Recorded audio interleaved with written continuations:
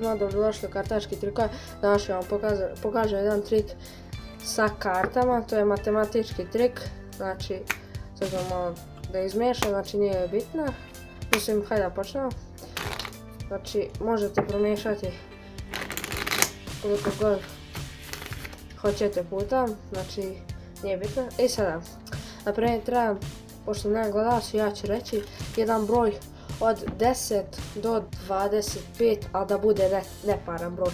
Evo naprimjer 17, evo, brojat ćemo 17 karata, 1, 2, 3, 4, 5, 8, 9, 10, 11, 12, 13, 14, 15, 16, 17 karata.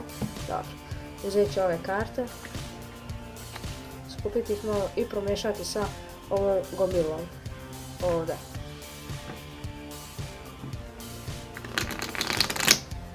Dobro, možemo to puno puta da uradimo, da se zna.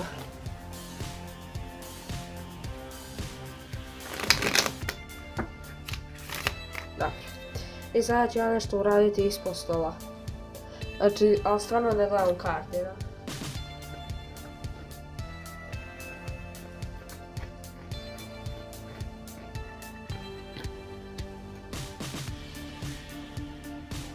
Dobro,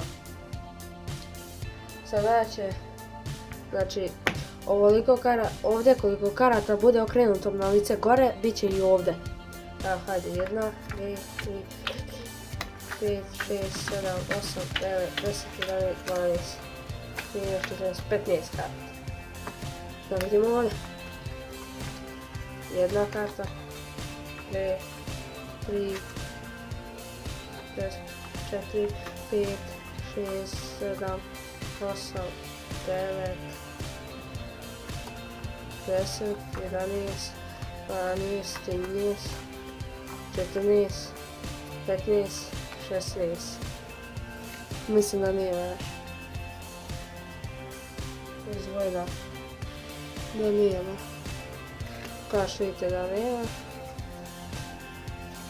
Nemaš. Znači, i ovdje je 16 karata i ovdje je 16 karata. Pa,